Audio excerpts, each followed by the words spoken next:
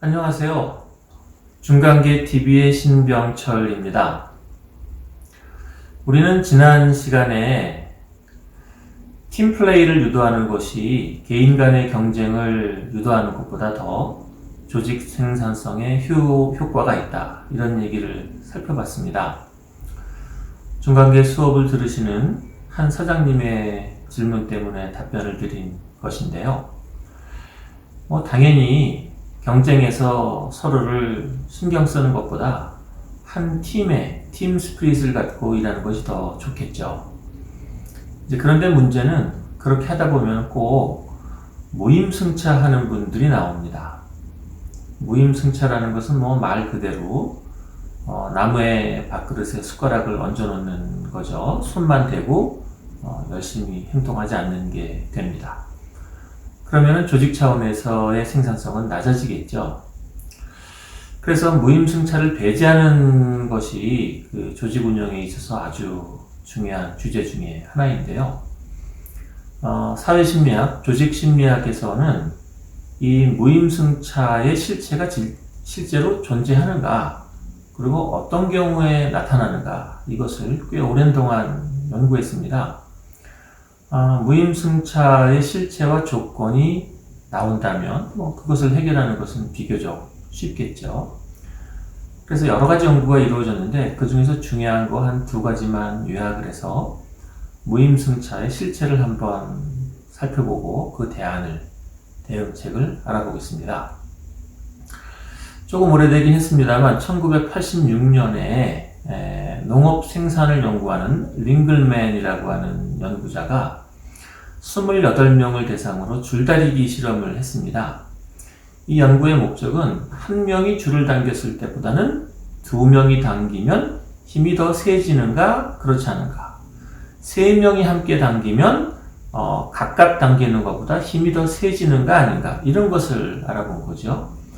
그러니까 한 명, 두 명, 세 명, 네 명, 28명까지 늘려나가면서 같이 당겼을 때 전체 힘이 증가하는지를 살펴봤습니다.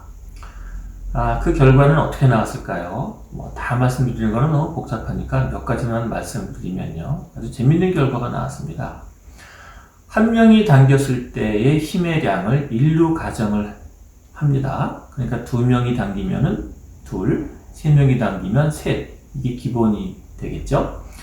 그런데 흥미롭게도 두 명이 함께 당기면은, 두 명이 같이 줄다리기를 하면은 힘이 2보다 낮은 2.86이 되고, 셋이 함께 당기면은 2.55, 넷이 함께 당기면은 3.08.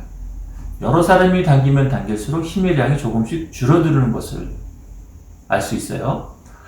8명이 당겨봤더니 3.92의 힘이 나왔습니다. 그러니까 8명이 같이 줄다리기를 하더라도 4명 정도의 힘밖에 나오지 않는다라는 거죠. 그러니까 같이 당기면은 서로 조금씩 무임승차, 프리라이딩을 한다라는 거죠. 저도 군대 다녀왔습니다만 군대에서 이렇게 목봉 드는 거 하죠? 목봉? 그러면 한 12명이 목봉을 드는데 힘이 드니까 좀 이렇게 힘을 빼기도 하고, 저도 그랬던 기억이 있습니다. 인지상정인 것 같아요. 하지만 조직을 운영하는 입장에서는 이렇게 무임승차자가 많이 나오는 것은 좋지 않겠죠. 그래서 어떻게 하면 이 문제를 해결할 수 있나를 고민을 했는데, 한 6, 7년 뒤에 스티븐, S-T-E-E-V-E-N, 스티븐이라고 하는 연구자가, 무임승차의 조건, 이런 경우에 무임승차가 나오는구나라는 것을 또 발견했습니다. 세 가지인데요. 세 가지는 기억해 놓으셔도 좋을 것 같습니다. 첫째는 개인 간 업무의 구분이 명확하지 않을 때 사람들은 무임승차를 하는 성향이 나온다는 겁니다.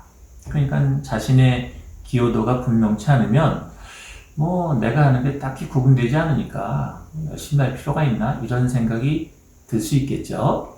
두 번째, 개인 업무의 의미가 발견되어지지 않을 때, 그러니까 내가 했는데 구분도 구분이지만 칭찬을 받거나 의미가 딱히 발견되어지지 않으면은 무임승차하는 성향이 증가한다는 겁니다. 세 번째로는 같이 일하는 사람이 친하지 않을 때, 당연하겠죠. 같이 일하는 사람이 불편하면 성과가 나지 않는 건 당연하지 싶습니다. 그래서 세 가지입니다. 첫째, 개인의 업무의 의미가 발견되지 않을 때. 두 번째, 개인의 기여도가 구분되지 않을 때. 세 번째는 타인과의 친밀도가 높지 않을 때입니다. 그렇다면 이 문제를 어떻게 해결할까요?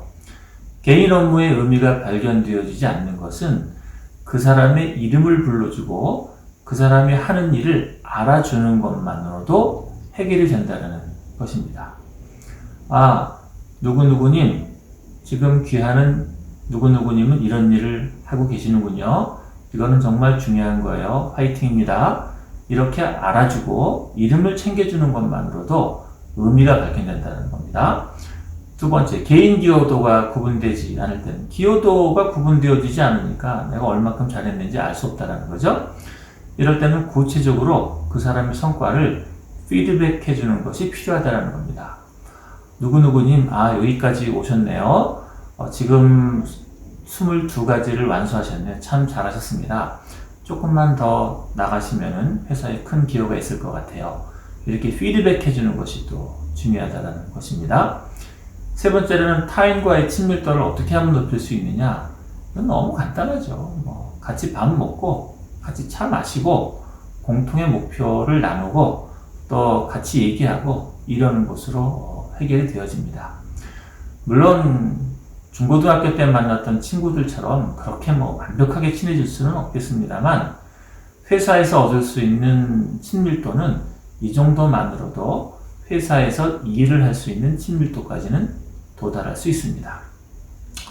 자, 지금까지 내용을 전부 요약을 한번 해보겠습니다. 조직에서 개인 간의 과도하게 유도하는 것은 문제가 벌어집니다. 그래서 팀플레이를 유도하는 것이 더 필요한데요. 그것을 위해서는 개인의 업무의 의미를 발견하고 알아주는 것. 두 번째로는 그 사람이 한 일을 구체적으로 피드백해 주는 것. 또 같이 밥 먹고 대화하고 얘기하는 것. 이 정도만으로도 프리라이딩, 무임승차를 해결할 수 있겠습니다. 아주 간단하게 살펴봤습니다만 여러분들의 작은 조직에 조직 활성화를 하는데 도움 되셨기를 바라겠습니다. 저는 내일 제주도에 내려가는데요. 그래서 다른 강의가 있는데 그 강의 전후를 통해서 또 다음번 주제를 갖고 여러분과 뵙도록 하겠습니다. 감사합니다.